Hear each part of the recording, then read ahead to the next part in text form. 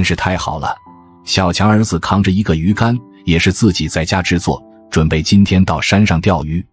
穿着小雨鞋，背着袋子，已经开始在寻找目标。好多天没有吃肉，也是因为小强好多天都没回来，指望不上小强，就只能指望自己。很快到了眼前小池塘的地方，把小雨鞋脱掉，然后把后面背着的袋子准备拿下来，也就要在这里开工。自己小上衣兜里还在路上找了一些工具，在家里也制作好了鱼钩。来到小池塘的旁边就准备开工。以前从来没有见小强儿子自己钓过鱼，以前倒是收过几次，但是都是在相对水比较浅的地方，也是运气好。待会就可以看看今天的运气怎么样。以前经常在这里路过，肯定也发现过这里有鱼。很不错，没多长时间就直接钓上来一条，看着个头也比较大。钓上来之后肯定非常开心，于是就直接放到自己小袋子里面。收获了第一条，小强儿子就更加有了信心，然后就直接开始钓，钓得越多越好。没多长时间看看又上来一条，往上拉的时候还挺费劲儿，但是看着没有第一条大。正在钓鱼开心的时候，池塘的主人也过来了，肯定是想过来阻挠他，不让他钓自己家池塘的鱼。说来也是奇怪，平时没人在这里钓鱼的时候，从来不会有人过来，但凡有人钓鱼不清楚什么，就算距离家很远，他也会发现，也会过来阻挠。这让小强儿子可怎么办？站在原地又开始哭了，费劲钓了几条鱼，最后被池塘主人直接又扔回了池塘，白白浪费了很长时间，只能背上自己袋子，收拾东西回家，再去想别的办法，不然也没有更好的办法。但是奇迹又发生了，走到眼前小水沟的地方，正好发现水里有一条鱼还在动，这让小强儿子化悲痛为力量，又开心了起来。抓起来的时候刚刚已经看到，个头还不小，直接放到自己袋子里面，至少今天这顿饭回家有着落了。抓鱼过程虽然曲折，但至少最后自己小袋子里面还是收了一条，也算是阴差阳错。该自己吃鱼还是会吃到。回家的路上风还是比较大，周围全是一些比较小的山，距离自己到家还有很远一段路程。自己家在高高的山顶上，风相对的更大。我不清楚小强儿子为什么就这么忍心，为了对象也不回来，只是中间偷偷回来过几次。回来之后小弟弟也比较正常，自己坐在地上拿着一个棍子在玩耍，地面上也比较潮湿，但相对前些日子下雨的时候已经强了很多，让弟弟到床上玩就好了。但弟弟在床上待的时间长也会无聊，总不能一天到晚总是在床上，让谁也受不了。小强儿子坐在床上，并且也给弟弟拿了一个剩余的木瓜吃，让小弟弟可以先垫吧，待会儿自己就可以煮今天自己收回来的鱼。小弟弟只要有吃的就不会哭闹，看到小强儿子也会更加有安全感。小强儿子上下山一趟，中间又经历了一些事情，但是他肯定不会把不好的告诉弟弟。自己坐在床上吃完木瓜，补充完体力之后，待会儿就可以直接准备。其实小强现在不在家还好，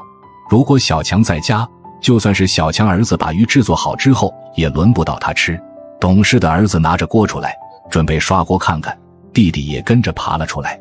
很想一天到晚总是黏着小强儿子，但想想也是一件不可能的事情，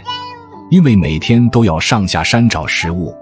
如果说小强儿子大一些，有力气的话，就可以背着弟弟或领着弟弟上下山玩耍，但至少现在还不行，蹲在地上刷锅，但距离吃上鱼还要很久很久呢。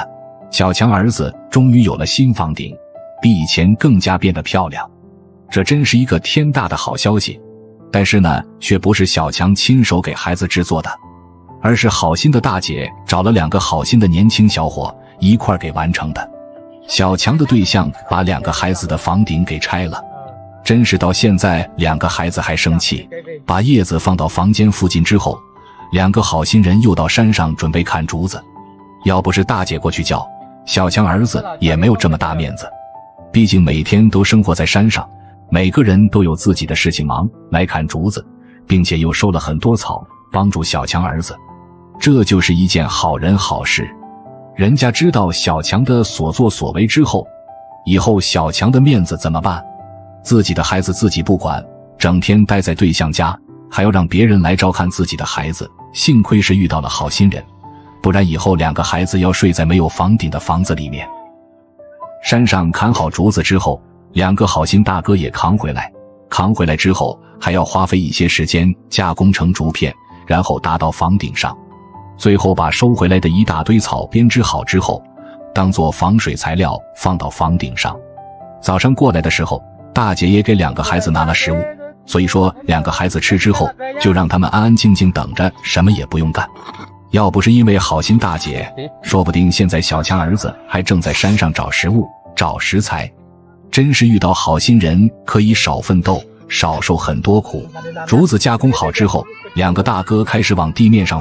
放好之后，就可以把编织的草按照顺序，然后夹在竹子的中间，最后再放到房顶上。小强儿子或许也比较好奇，时不时还出来看，可能也是感觉人家给自己干活心里过意不去，总想帮些忙，但小小的个头却什么也干不上，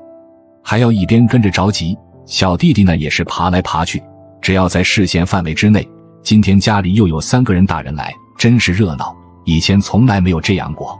让小强儿子感动的感觉都要快要哭一样。看看小强儿子出来又往草上面踩，如果是今天小强叫过来帮忙的人，帮2个孩子盖房顶，其实一点特殊的都没有，但是想想2个陌生的大哥，比小强的儿子对待自己2个孩子还要好。今天的好心大姐肯定以后也不会看得起小强。为了以前素不相识的对象，小强感觉什么事情都做得出来，并且也好多天都没有回来过。以后好心大姐肯定要多费心了。房顶上的草已经放上去一半还要多，剩余的也越来越少，马上就可以完工，以后至少又可以住上一个像模像样的有房顶的房子。过了今天之后，好心大姐还想着帮2人再次的把新房的围墙改造好。房子虽然小，但慢慢的到了冬天气温变低，好心大姐也想一直管下去，直到2个孩子可以安安静静舒舒心心住上好房子。站在屋里往房顶上看，草密密麻麻，感觉即使下大雨肯定也不会漏水。2个大哥还是比较有经验，用的草也是相当的多，这样总比以前用的塑料布要强很多，至少刮风的时候，晚上就算在里面睡觉也不会有太大的噪音。真是不错，真是要再次的感谢2位好心大哥。看看2个大哥，最后还不忘记再把卫生给收拾一下，但是家里连一个像样的扫把也没有。小强儿子一直都没说话，或许也是不好意思，可能也是感觉比较委屈，为什么自己的爸爸没有来，反而让2个好心大哥还有大姐过来帮自己。好心大姐一直站在旁边，虽然没有干活，但今天的功劳可以说有好心大姐一半还要多。没有好心大姐，2个大哥也不会过来帮忙，全部完工。3个大人也放心，也准备要回家忙着自己的事情，到了明天还会来照顾他。可怜的小强儿子起床之后就开始发呆，发呆就是今天可以在山上收获什么食材。很长时间不吃肉，最近别人给的东西也都被小强对象拿走。今天萌生一个想法，想自己制作一个鱼竿，到附近的池塘去钓鱼，希望今天的运气也会比较好。但是接下来也要想法制作鱼竿，鱼竿的材料也只能在自己家里找。小弟弟每天醒得比较早，非常的精神，自己一个人又坐在灶台的旁边，用锅当作玩具玩耍。小弟弟只要自己可以玩耍，不哭不闹，小强儿子就可以腾出来更多时间干自己想做的事情。找到材料，蹲在院里，利用石块砸，准备制作一个简易的鱼钩。鱼竿的话就比较简单，随便在家里找个木头或者是竹竿都可以。以前在山上收获过很多次鱼，当然都是比较幸运。在比较浅的水域，必须利用竹竿在池塘里面钓才可以。正好家里也有线，就这样一个简单的钓鱼竿就制作完成。当然下山之前还要把小弟弟给安顿好，这样自己下山的时候也放心。每天都是这样，其实都已经习惯成自然。今天的小弟弟表现还不错，虽然早上起床两人都没有吃东西，但是一直到现在他还是比较听话，自己可以玩耍，也不哭闹。全部安排好，背上小袋子，拿上鱼竿，也就准备到山下的池塘。以前经常在附近的山上转，所以哪里有池塘，哪里可以钓到鱼，小强儿子是特别的清楚。唯独就是以前没有想过自己制作鱼竿，希望今天的运气也会比较好。到了眼前池塘的时候，脱掉小雨鞋是信心满满，全身都充满了期待。但最后钓到了鱼，被池塘的主人发现，最后又把鱼给放到了池塘。好在最后回家的时候，在路上又捡了一条。上期视频已经说到家之后很是开心，弟弟兴奋的都站了起来，感觉距离学会走路肯定也越来越近。如果小强在家就好了。但是小强却迷恋上了对象，忘记了整个家庭。回到家，小强儿子也是忙得不可开交，清洗鱼，待会儿还要放在锅上煮，今天就准备直接煮着吃，最后还可以喝鱼汤。前段时间直接烤鱼被小强给截胡，到现在小强儿子都还有心理阴影，一直都不敢再吃烤鱼。虽然小强现在没在家，小弟弟又给摔倒了，自己肯定也扶着桶，不断的尝试站起来，想着学走路，学会越早其实也是一件好事情，长大之后就可以跟着哥哥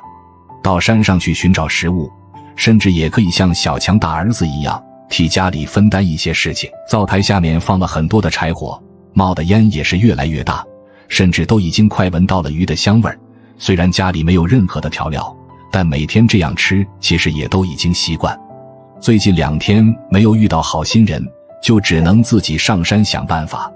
其实遇到好心人帮助2人，最后也会被小强对象给截胡，还不如像今天这样平平淡淡，其实也挺好。打开锅盖，时不时地看着锅里鱼的情况，肯定也比较着急。山上现在的风也是越来越大，把房间周围没挡着的塑料布又给吹到了地上，待会吃完饭还要再整理。在山上生活，一个是担心下雨，一个是担心刮风。把房间的塑料布刮到地上之后，小强儿子本身力气比较小，也没有很好的固定方法，总是刮一次风需要固定一次，费半天劲。至少现在还没有办法改变这种现状。现在看到小强儿子坐在床上，终于吃到了自己煮的鱼，想想从早上到现在都多长时间过去了，其实也是一件非常不容易的事情。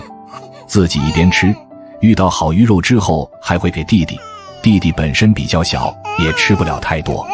但是每天吃的次数比较多，吃不好之后就会哭。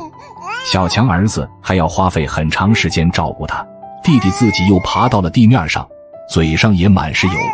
还有很多小块的鱼肉粘在嘴上，吃一会儿就跑了。每次吃饭都是一样，每次吃饭小强儿子喂他也会费比较大的力气，盆儿里的鱼也没有舍得吃完，剩余一半想着留到下顿再吃，放到了房间小橱柜上面。小橱柜也是以前小强在家利用家里的废旧木材制作的，掉在地上的塑料布，小强儿子又出来，已经不清楚是第几次修缮。围墙上的布每次都要费很长时间，顶面上以前小强固定过一次，还是比较牢固。如果说房顶的布给吹到地上，小强儿子肯定就没了办法。刚刚挂上去看看，中间又给掉下来，小强儿子能怎么办？还得翻回去重新再固定，家里也没有绳子，没有铁丝，每天都是反反复复做这件事情。小强也不知道把家里好好修缮一下，就这么一直坚持多长时间了。最后回到房间还要照顾弟弟，弟弟一天到晚总是拿着锅还有锅盖在玩耍，吃饱喝足也该休息了，但是感觉弟弟还是异常的精神。小强儿子不休息肯定不行，因为下午的时候还要再次继续上山，还要再次的寻找食物。